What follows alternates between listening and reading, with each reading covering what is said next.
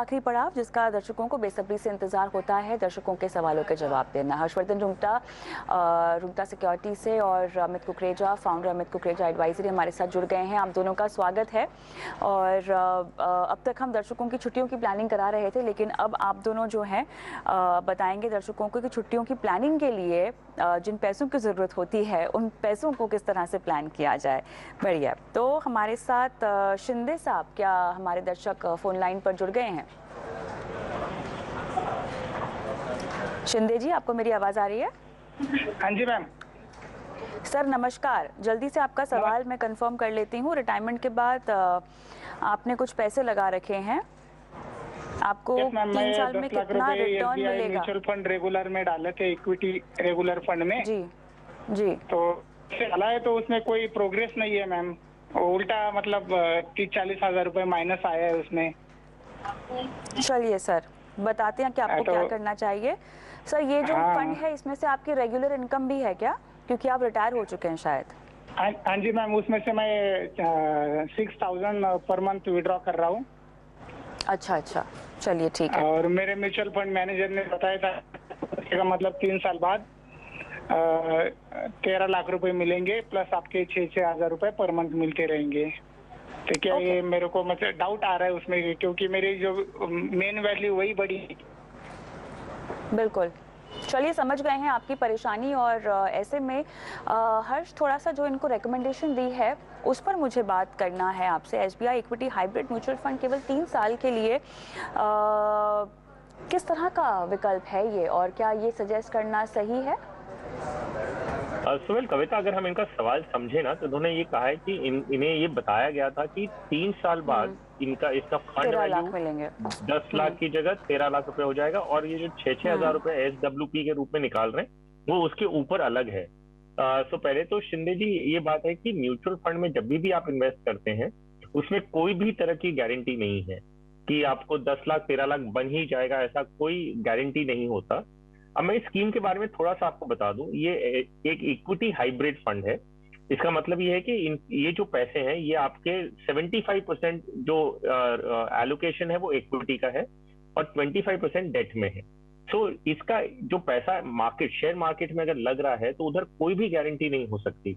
अगर हम परफॉर्मेंस के बारे में बात करें कि आप 3 महीने से आप निवेश करके रखे हैं और आपको नुकसान दिख रहा है, तो ये बहुत नॉर्मल है। कारण ये है क्योंकि हम देखें तो ये इन 3 महीनों में जो इस साल जो हम ये कैलेंडर ईयर की बात करते हैं, मार्केट करीबन 7% आसपास गिरा है और आपका फंड में जो आपको नुकसान हो रहा है वो करीबन 6% आसपास का है। तो ये बहुत ही नॉर्मल है अगर आप एक इक्विटी ओरिएंटेड स्कीम में पैसे जमा कर रहे हैं कि मार्केट की वॉलेटिलिटी रहने वाली है। ये वॉलेटिलिटी आपको आगे जाते भी दिखेगी, ऐसा नहीं है कि अब हो गया तो आगे नहीं होगा।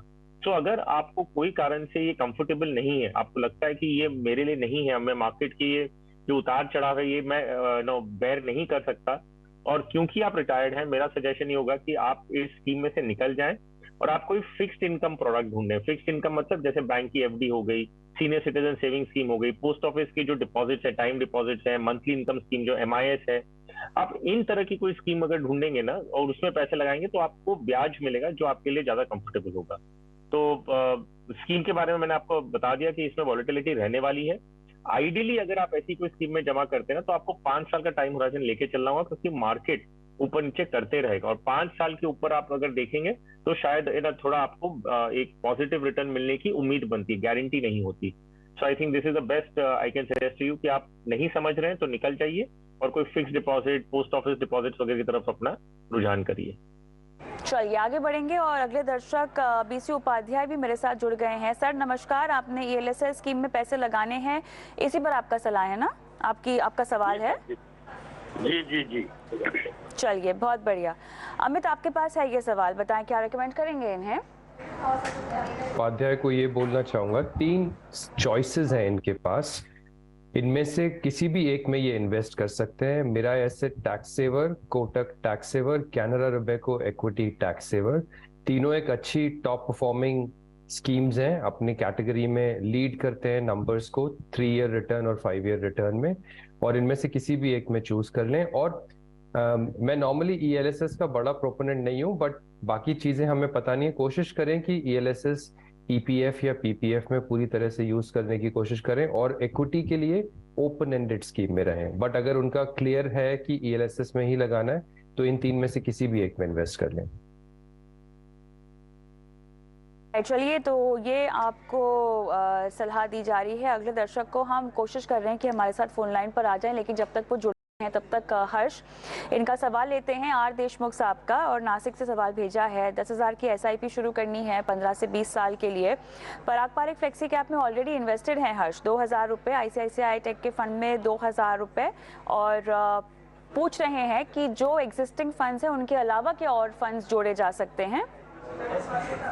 जी हाँ कविता, तो अगर हम इनका पोर्टफोलियो देखें, एक इनके पास फ्लेक्सी कैप है और एक सेक्टर फंड है जो आईसीआईसीआई टेक्नोलॉजी। मैं मान के चल रहा हूँ कि इन्हें ये सेक्टर पता है कैसे फंक्शन करता है और इसमें ये एंट्री एग्जिट टाइम कर सकते हैं। तो ये अगर ऐसे सोच के इन्होंने किया है तो डेफिनेटली कंटिन्यू करें। इनके पोर्टफोलियो में अगर हम देखें तो एक फ्लेक्सी कैप हो गया, एक सेक्टर फंड, एक मिड कैप फंड वो डेफिनेटली अपने पोर्टफोलियो में जोड़ सकते हैं। टाइम होराइजन इनका अच्छा है, 15 से 20 साल। तो ये अपना 10,000 जो टोटल इन्वेस्ट करना चाह रहे हैं वो इस तरह से डिवाइड करें। पराग पारिक फ्लेक्सी कैप में जहां पे अगर अभी ये 2,000 रुपए कर रहे हैं उसे ये बढ़ा के 5,000 कर लें। आईसीआईसीआई टेक्नोलॉजी फंड में कंटिन्यू करें, जैसा है वैसा ही 2,000 रुपया है तो वही कंटिन्यू करें, और Kotak emerging equity fund add करें जो एक मिड कैप फंड है, बाकी के 3,000 वो उसमें निवेश कर दें। तो इनके पास फ्लेक्सी कैप जो एसेंशियली लार्ज कैप ओरिएंटेड है और वैल्यू इन्वेस्टिंग फिलोसफी है, वो एक हो जाएगा टेक्नोलॉजी और एक मिड कैप। ऑलराइट, चलिए आगे बढ़ेंगे और अगले दर्शक के हमारे साथ फोन लाइन पर हैं विपुल मेहता। विपुल जी, आपको मेरी आवाज आ रही है? विपुल जी, हेलो। चलिए, तो यहाँ पर ये जुड़ नहीं पाए हैं। बहरहाल हम आगे बढ़ेंगे और अगला सवाल, चलिए विपुल मेहता का ही मैं सवाल लूंगी। मेरे ख्याल से हर्ष के पास ही है इनका सवाल। 13 साल के लिए 30 लाख रुपए इन्हें निवेश करने हैं, 2 करोड़ इनकी एक्सपेक्टेशन है। बताएं कैसे पैसे लगाएं? या सो कविता, देखिए अगर हम ये 13 साल का टाइम होराइजन ले रहे हैं तो हमें बहुत, और ये कॉर्पस भी जो इनका अग्रेसिव टारगेट है कि इन्हें 2 करोड़ रुपए इकट्ठा करना है। तो देखिए, मैं पर्सनली इंडिया ग्रोथ स्टोरी में बहुत स्ट्रांगली बिलीव करता हूँ, और अगर ऐसा है कि अगले 10 साल में ये इंडिया का डेकेड माना जाता है तो हमें इसका अगर एक हिस्सा बनना है तो आप कैसे बनेंगे? आपको जो इंडिया की टॉप क्वालिटी कंपनीज है, अगर आप उसमें पार्टिसिपेट करते हैं, उनके शेयर्स लेते हैं, उनके साथ जुड़ते हैं और उनकी अगर तरक्की होती है, क्योंकि इकोनॉमी में जो भी गतिविधि होगी वो एक इकोनॉमी की जो भी ट्रांजैक्शंस होंगे, जो भी डेवलपमेंट होगा वो कंपनीज के थ्रू, इकोनॉमी मैन्युफैक्चरिंग है या कोई भी इंडस्ट्रीज के थ्रू ही होगा। तो अगर आप ऐसे, और अगर विपुल जी भी यही कन्विक्शन रखते हैं कि भाई इंडिया ग्रोथ स्टोरी में बिलीव करते हैं, तो ये इक्विटी पोर्टफोलियो बना सकते हैं।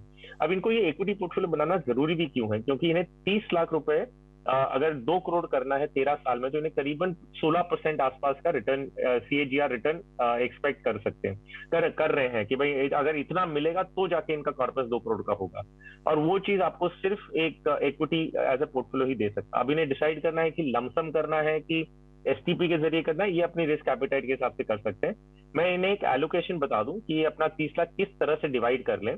तो करीबन 50% ये लार्ज कैप इंडेक्स फंड की तरह में इन्वेस्ट करें, 30% मिड कैप इंडेक्स और एक्टिव फंड, इसका एक कॉम्बिनेशन बनाएं, क्योंकि मिड कैप में अभी भी स्कोप होता है कि एक्टिव फंड मैनेजमेंट में आपको ज्यादा रिटर्न मिल सके, और 20% जो है फ्लेक्सी कैप के ये जरिए इन्वेस्ट करें। तो इस तरह इनका जो एक्सपोजर है वो value oriented investing, large cap fund, mid cap fund, ऐसे एक कॉम्बिनेशन में बनेगा जिसमें ज्यादा वेटेज लार्ज कैप की तरफ है।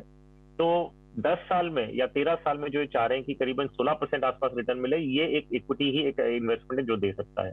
गारंटी नहीं होता लेकिन एक पोटेंशियल है। So I think this is the way. मैं कोई स्कीम का नाम स्पेसिफिकली बता नहीं रहा क्योंकि मुझे पता नहीं कि ये लमसम करना चाह रहे हैं कि STP के जरिए करना चाह रहे हैं, क्या ये इक्विटी में पूरा करना चाहते हैं कि नहीं। तो पहले वो मन बना ले, फिर वो अपना पोर्टफोलियो स्कीम वाइज डिसाइड कर लें।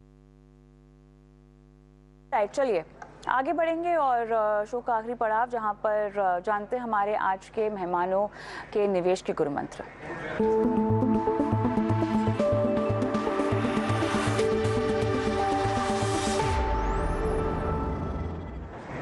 अमित, बताएं क्या है आपका गुरु मंत्र?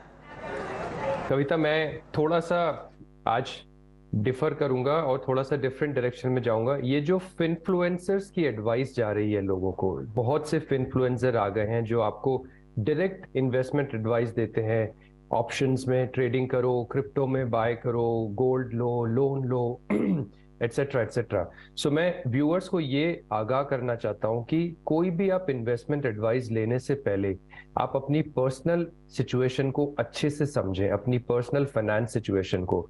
चाहे आप एडवाइस वेबसाइट से ले रहे हो, चाहे किसी इन्फ्लुएंसर से ले रहे हो, चाहे किसी टीवी शो से ले रहे हो, चाहे किसी न्यूज़पेपर को पढ़ के ले रहे हो, आपको अपनी फाइनेंशियल डिटेल्स को अच्छे से समझ के, अपनी फाइनेंशियल पर्सनालिटी को अच्छे से समझ के तब एक्शन लेना चाहिए अपने गोल्स प्लानिंग के लिए। जितना ये आसान एक शो में लगता है हमारे और आपके थ्रू जो हम इनको कम्युनिकेट करते हैं, एक्चुअल में पर्सनल फाइनेंस इतना आसान होता नहीं है, क्योंकि ये एक लॉन्ग टर्म इन्वेस्टमेंट होती है, इसमें लॉन्ग टर्म कमिटमेंट्स होती हैं और इसमें फैमिली के बहुत ही महत्वपूर्ण गोल्स अटैच्ड होते हैं जो हम कभी जियोपर्डाइज या रिस्क नहीं करना चाहते। तो जो भी आप फाइनेंशियल डिसीजंस ले, एक्शंस लें, उसको सोच समझ के, होलिस्टिकली एनालाइज करके और किसी रिलायबल सोर्स से समझ के, इंफॉर्मेशन गैदर करके फिर लें। डायरेक्टली किसी चीज को देख के पढ़ के अपने डिसीजंस ना लें, क्योंकि आपकी फाइनेंशियल लाइफ में बहुत सारे वेरिएबल्स होते हैं जिनको इनकॉर्पोरेट करना और इंटीग्रेट करना बहुत इंपॉर्टेंट होता है। हर्ष, कविता, ये फरवरी की जो एमसी डेटा है जो बताता है कि एसआईपी, जो फ्रेश एसआईपीज हैं वो बहुत कम हो गई हैं। Basically SIP, new SIP to close SIP का जो रेशियो है वो अनफेवरेबल है, ये बोलते हुए कि लोगों ने अपनी एसआईपी बंद की है क्योंकि वो 2 साल से उन्हें अच्छा रिटर्न नहीं मिल रहा था। तो मेरा एक ही सजेशन होगा कि एसआईपी का पर्पस यही है कि मार्केट ऊपर नीचे करता रहेगा, आपको लगातार डिसिप्लिन वे में आपको कंटिन्यूसली इन्वेस्ट करना है। अगर आप मार्केट गिरते वक्त में निवेश नहीं करेंगे तो वो आपका एक्चुअल लॉस है, क्योंकि अभी तो आपका वक्त था कि ज्यादा यूनिट इकट्ठा करें। जब मार्केट अपना चाल बदलेगा और जब ऊपर चढ़ने लगेगा तो जो भी आपका एक्यूमुलेशन नीचे मार्केट के दौरान आपने किया था उससे पूरे पे आपको फायदा होगा। अगर आप चढ़ते हुए मार्केट में एसआईपी करें तो उसका कोई मीनिंग लिटरली सेंस में नहीं है। सो एक ही सजेशन है, मार्केट उतार चढ़ाव तो ऊपर नीचे करते रहेगा, यही उसका नेचर है, यही उसका काम है। वो एक तरफ नहीं चलता। फिक्स डिपॉजिट नहीं है कि हर साल आपका जो वैल्यू है वो 7-8% से बढ़ते रहेगा। ये ऐसा ही प्रोडक्ट है जो ऊपर नीचे करेगा और इसी कारण से आप एसआईपी कर रहे हैं। तो अगर अभी भी आपको अगर एक्सपीरियंस खराब है जहां पे आपको नेगेटिव रिटर्न मिल रहा है, एसआईपी बंद ना करें। आपको लंबी अवधि में इसी वक्त का जो अक्यूमुलेशन है वो काम आएगा, तो प्लीज अपनी एसआईपी बंद ना करें। चलिए, तो ये महत्वपूर्ण निवेश के गुरु मंत्र जिन पर अमल करना सभी के लिए लाभदायक होगा। बहुत बहुत धन्यवाद इसी के साथ आप दोनों का शो पर शिरकत करने के लिए, दर्शकों की फाइनेंशियल प्लानिंग आज करवाने के लिए। मुझे भी इजाज़त दें और जाते जाते आपको छोड़ जाते हैं हमारे व्हाट्सएप नंबर के साथ, और साथ ही में वीकेंड पर हमारी खास पेश